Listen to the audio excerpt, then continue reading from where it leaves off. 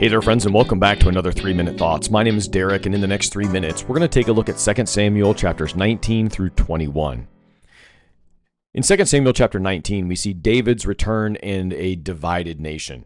David is overwhelmed with grief over Absalom's death, mourning so deeply that it starts demoralizing his troops. Joab steps in, blunt as ever, and tells David he needs to pull himself together and thank the men who fought for him. It's kind of one of those suck-it-up buttercup kind of moments. He's going to risk losing everyone. David listens and finally goes to the gate to publicly affirm them. As David prepares to return to Jerusalem, there is political tension in the air so thick you could cut it with a knife. The tribes are bickering over who should escort him back. Judah wants to take the lead, but Israel feels snubbed.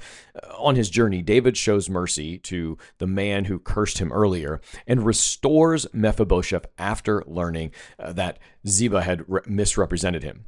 He also gives some blessings to an elderly man who had cared for him in exile.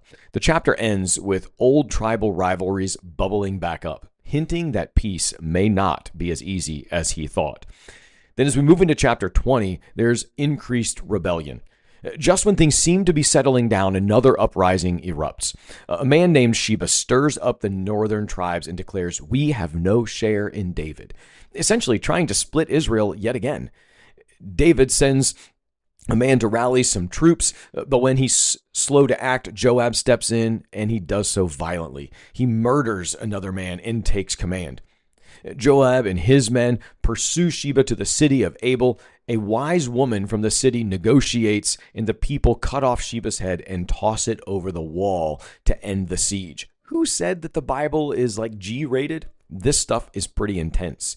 This chapter is brutal, but it works. Joab returns to Jerusalem once again, firmly in control of the army. 2 Samuel chapter 21, this chapter takes a more sobering turn. Israel is suffering through a famine that's lasted 3 years.